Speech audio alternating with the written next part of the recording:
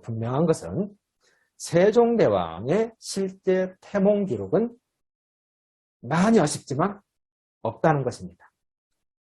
이것은 원경왕후나 주위 사람이 세종대왕에 관한 태몽을 꾸지 않았다고 볼 수 있는 겁니다. 만약에 세종대왕의 태몽을 꾸었다면 역사서에 기록될 가능성이 다분히 높습니다. 왜? 좋은 내용이니까 당연히 쓰죠. 태종대왕 같은 경우 어머니 신의왕후가 함흥에서 점을 봤습니다. 점을 보니까 태종대왕의 사주를 내니까 점을 본 사람이 이 이야기를 발설하지 마십시오. 큰 인물이 될 상입니다 해서 신의왕후가 그 후로 아들의 사주를 말하지 않았다는 내용이 실록에 적혀 있습니다. 그리고 그 결과 왕이 되었다는 얘기예요. 그러면은 그때 태종대왕은 장군의 아들 신분이었으니까 말을 해서는 안 되었고, 이때 세종대왕 같은 경우는 이미 왕이 돼서 세종실록이 작성이 되니까 이런 내용이 있으면 당연히 싫었었겠죠. 태몽 등 왕에 얽힌 상서로운 내용은 정사나 야사 등의 역사서에 소개될 가능성이 매우 높습니다. 실제 있었다면. 자, 이게 이러한 태몽이 없었다는 또 간접 증거가 조선왕조 실록에 나오는 세종대왕 탄생글이 아주 드라이합니다. 무엇일까요? 세종대왕의 휘는 토요, 차는 원정이다. 세종대왕과 원경왕후 민씨 사이의 셋째 아드님이다. 태조 6년 정축 4월 임진의 한양 준수방 잠저에서 탄생하셨다. 잠저는 왕이 되기 전에 살던 집이죠. 만약에 여기 임금이 아주 좋은 왕이 될 조짐이 있었다면 여기에 실리게 돼 있는 겁니다. 그런데 그런 내용이 전혀 없어요. 자, 태조 6년 정축 4월 임진은 음력으로 1397년 4월 10일입니다. 양력 그레고리력으로 환산하면 1397년 5월 15일이죠. 그래서 5월 15일이 세종대왕 탄신일입니다. 이때 1397년 이때 정치적 상황은 어땠느냐? 정안군 이방원과 개국공신 정도전이 치열한 정권 다툼을 하고 있던 때입니다. 그런데 정권의 힘의 축이 완전히 정도전에게 완전히 기울은 상태였어요. 저울추가 완전히 정도전으로 기울은 상태였습니다. 그래서 태종 이방원은 세력이 밀려서 정계에서 거의 추출되다시피 한 상태였습니다. 정도전 세력이 밀려서 밖에 외부 활동을 극히 자제했죠. 현실적으로 거의 가택연금 상태에 있었습니다. 자, 가택연금에 있다는 상황은 어떤 상황이냐? 지금은 정치를 하다가 조금 실각을 해도 목숨까지 위험하지는 않습니다. 그런데 조선 초에는 목숨을 걸고 싸운 상황이었어요. 특히 그 태조 조선 건국 직후에는. 그래서 정안군 이방원이나 정도전이나 정면 충돌을 했기 때문에 둘 중에 한 명은 사실상 죽지 않으면 끝나지 않는 전쟁 형국이었습니다. 근데 태종 이방원이 극히 밀려가지고 가택연금 상태였죠. 이 상태는 자칫 죽을지도 모른다는 그런 강박관념에 사로잡히게 되는 상황이 되는 거죠. 그래서 정안군은 죽음의 그림자가 아른거리는 것을 느낍니다. 그래서 밤잠을 설치던 때였어요. 이 아버지가 밤잠을 설치고 어머니가 공포스러운 분위기, 이런 엄습한 가정 분위기, 굉장히 침울한 분위기, 이때 세종대왕이 태어난 겁니다. 즉 이런 상황에서 엄청난 길몽을 꾸기는 극히 어렵겠죠. 더군다나 이때 태어난 왕자, 생명이 과연 보존될 것인가? 이게 오히려 더 처음에 관심이 됐겠죠. 이 같은 상황은 태종의 증언으로도 확인됩니다. 자, 조선왕조실록을 한번 보겠습니다. 세종 1년 2월 3일 기록에 태종대왕이 이런 말씀하십니다.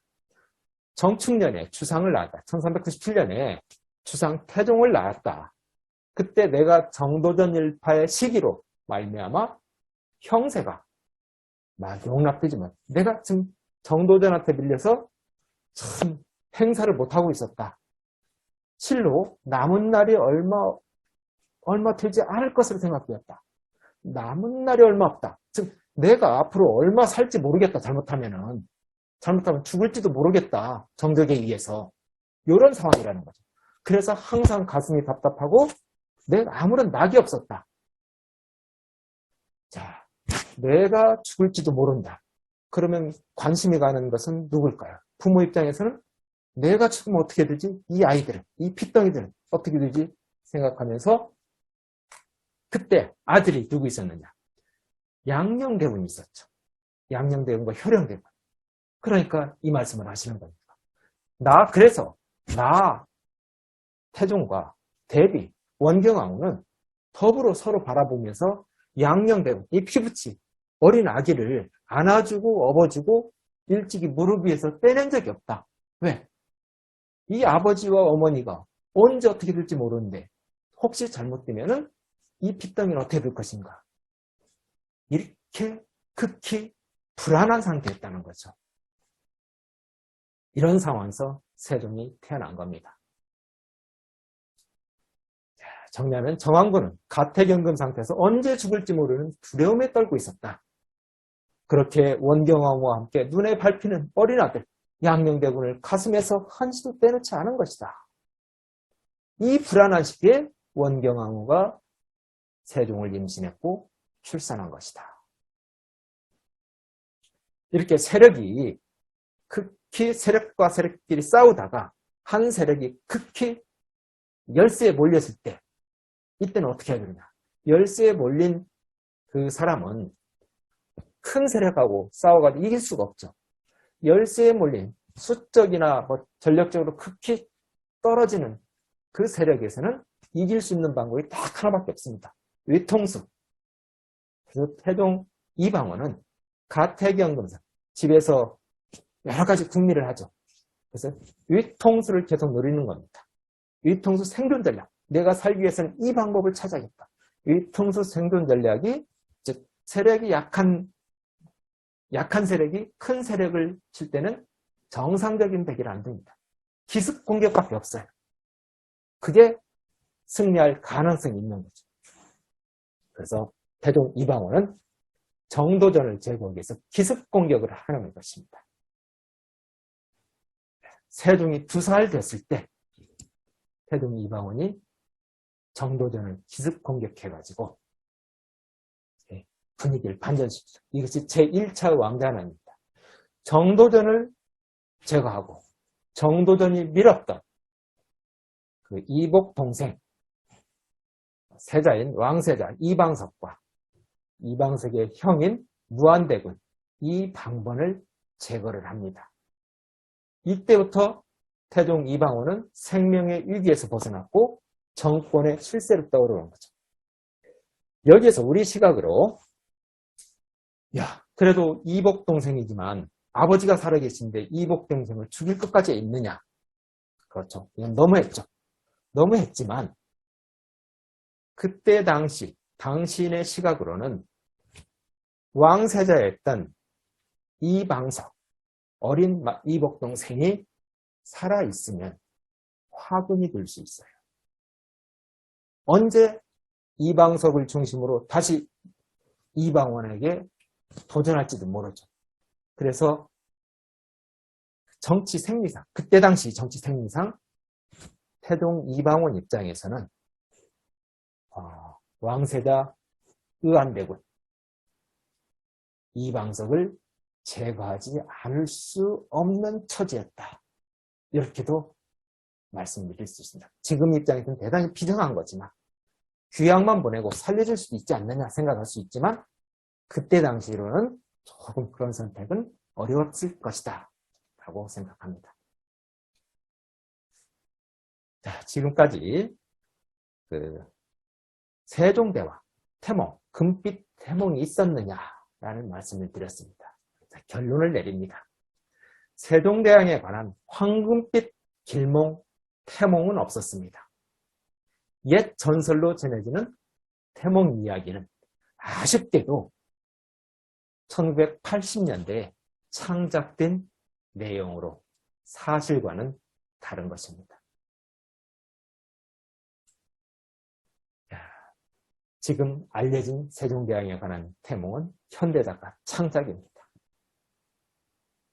오히려 세종은 우리의 기대 또는 예상과는 달리 죽음의 위협에 놓은 죽음의 공포 상태의 부모님 밑에서 태어났습니다.